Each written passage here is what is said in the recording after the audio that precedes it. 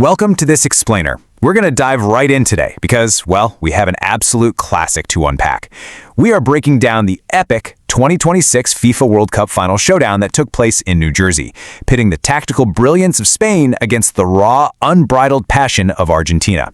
We're going to look at exactly how this match unfolded, the crucial tactical decisions, the heart-stopping moments, and the ultimate crowning of a champion. If you've been following this tournament at all, you already know just how incredibly high the stakes were. So let's jump in and look at exactly how history was made on the pitch. Right off the bat, I want to frame the sheer magnitude of this event, and honestly, there's no better way to do that than with this amazing broadcast quote, "The day a planet stops for a game. For every nation, for two nations." Just take a second and let that sink in. This isn't just a sporting event, right? It's a cultural phenomenon. It's one of those rare moments where the entire globe collectively holds its breath. This quote perfectly captures those immense, world-stopping stakes. For Spain and Argentina, this was absolutely everything. What's really fascinating here is how grounded we are in the global, sensory scale of this event. Just think about the stark contrast between the two competing nations at the exact moment of kickoff. Over in Madrid, it's 9 p.m. at the tail end of a steaming hot Sunday. You've got fans overflowing into the warm summer night, electric and totally tense. But meanwhile, over in Buenos Aires, it's 4 p.m. on a dark winter's afternoon. It's the exact same moment in time, experienced in two entirely different atmospheric extremes, but totally united by the same agonizing anticipation. It just brilliantly illustrates the physical and emotional reach of this matchup. And speaking of historical reach, let's talk about the number 3 for a second. Because this isn't just any number. Going into this match, Lionel Messi made history by becoming the first man ever to captain any nation in 3 World Cup finals. I mean, think about the longevity, the pressure, and the sheer genius required to lead a team to the absolute pinnacle of world football not once, not twice, but 3 separate times. It added this incredibly profound layer of legacy to the game. Would his third time with the armband secure another star, or was Spain going to crash the party? Now, let's get into the tactics because the pre-match decisions were fascinating. Spain arrived with some serious momentum. Following a near-flawless semifinal in Dallas, they kept their lineup completely unaltered. Fabian Ruiz is out there winning his 50th cap in the midfield, and Lamine Yamal enters with a staggering 12-0 record in senior tournament starts. As for Argentina, they're playing with a day's less rest after a super draining match against England, but they bring in a fully fit squad. The key adjustments? Gonzalo Montiel, the guy who hit the winning penalty in Qatar, is preferred at fullback, and Nico Gonzalez gets his very first start of the tournament. The stage was perfectly set. Section 1. Brutal stalemate. The physical first half. Right from the kickoff, it was abundantly clear that neither of these knockout journeys had been straightforward, and this final was going to be an exhausting, gritty fight for every single inch of the turf. We're talking the ultimate battle of attrition here.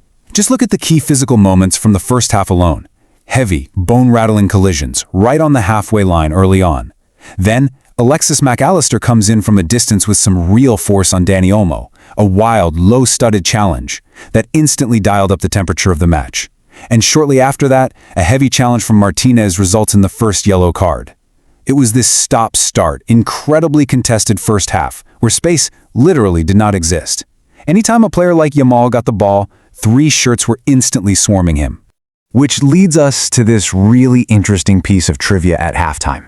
Despite it being a blissfully beautiful day in New Jersey, the score remains stubbornly locked at 0-0. As the broadcasters pointed out, the United States of America has still to see a goal in a World Cup final.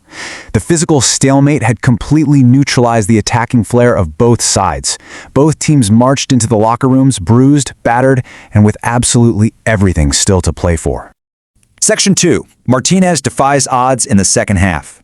Coming out of the locker room, Spain tried to actively turn the screw, and the suspense just skyrocketed as the Argentinian goalkeeper stepped right into the spotlight.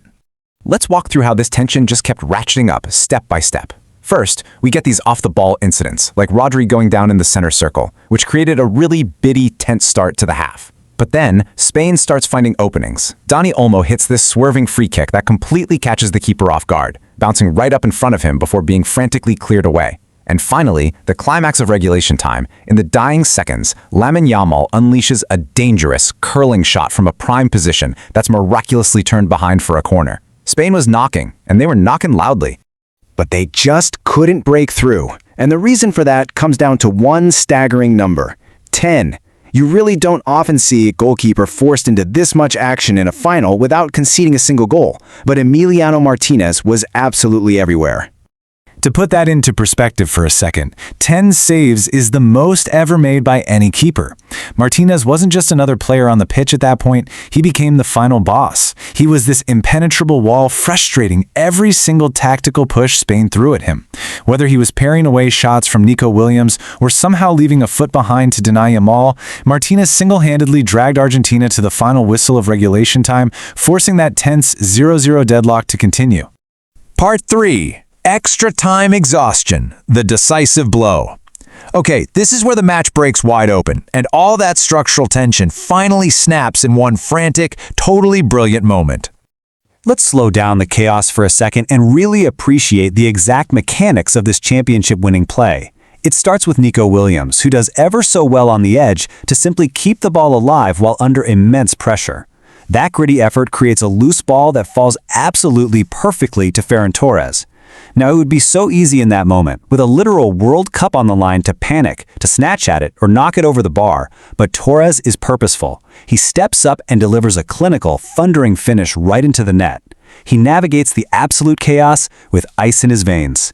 And the sheer emotional weight of that singular action is perfectly captured by this broadcaster call. He has just fulfilled every childhood dream. He has just scored the winning goal in the World Cup final. Just imagine that pure euphoria for a second. After over 100 minutes of brutal physical attrition, of being denied time and time again by a legendary goalkeeping performance, Ferran Torres finally finds the back of the net. It's a moment of pure sporting magic that he and all of Spain will remember forever.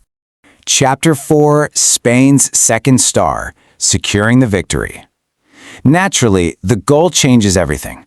Argentina is suddenly left with a massive mountain to climb in the dying minutes, and the game descends into this wild mix of desperate attacks and raw emotion.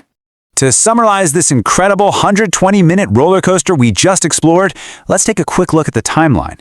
We started at minute 0 in New Jersey with massive expectations. By minute 45, we had a grueling, deeply physical 0-0 stalemate. By the 90th minute, Emiliano Martinez cemented a legendary performance with 10 heroic saves to force extra time. And finally, at 120 minutes, Torres strikes the decisive blow. The emotion even boiled over after the final whistle, with Leandro Paredes receiving an academic, purely incidental red card in a post-match fracas. It was a chaotic, exhausting, and completely enthralling 120 minutes of football. So, the crucial question we're left to ponder is this. With a second star officially secured in 2026, adding to their previous historical triumphs, has Spain cemented the greatest modern footballing dynasty? I mean, they navigated an unaltered lineup through a grueling tournament, overcame an impenetrable goalkeeper, and found the absolute highest quality when it mattered most. It's a remarkable achievement that is for sure going to be debated for years to come. Thank you so much for joining me in this explainer. I really hope this breakdown helped you grasp the incredible tactics and raw emotion of this historic match. Keep questioning, keep learning, and I'll catch you next time.